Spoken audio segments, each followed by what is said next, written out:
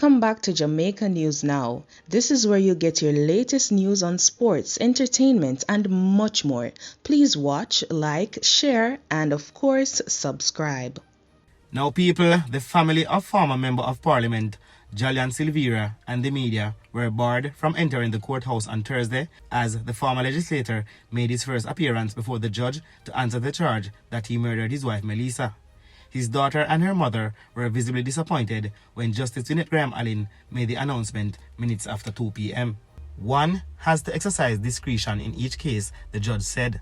Graham Allen said family members and the media will be permitted inside the court at a later date. People, I am just the messenger. But it is so surprising to see Jolyan Silvera a jump out of one chuck back with the rest of criminal them.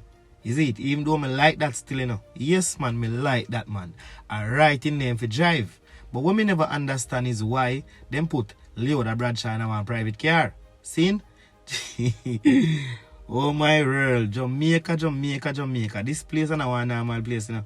But as me say, me like how me see this man here come out. I come out at the chuck back with the rest of criminal them. Yeah, man, I right the same for that. Him don't forget no special treatment, people, because I don't like say him do something different from what everybody else do. Him are the same killer. You can call him gunman, you can call him criminal, you can call him anything you want right now, because at that him responsible for. Him responsible for your crime, for kill him wife, even though they must say him innocent. But me could left that for the next part of the show. Still, right now, I'm going to leave you with a voice note. So just go and listen, big up on yourself, and make sure, please, guys, please, maybe gonna like the video. Press like on the video. It is very important you like the video. One thing that we are sure about in this troubling matter is that Mrs. Silvera was murdered. Now, I listened to DCP Bailey and his comments about the case to date. To tell you the truth, he was not persuasive. And in fact, I found his analysis to be shabby. Why did I get the impression that DCP Bailey seemed to be on the defensive? He was stout in his defense that the JSF sergeant who went to the Silvera property did not act improperly because he did request a post-mortem be done. Mr. Bailey's assertion was that if the JSF officer was up to no good, he would not have requested a post-mortem. Really, DCP Bailey? Come on, man. Better than that. Yet, soon after DCP Bailey's comments, it is alleged that the same police officer was transferred from the Stony Hill police station. Now that is most curious. Did he suddenly develop an allergy to Stony Hill people? Or to the investigators? DCP Bailey also went to great lengths to defend the initial cause of death as being proper. Some questions are very important. You know, I have lawyer friends, you know, we get together and we talk. So here are the questions. How did the natural causes story come about?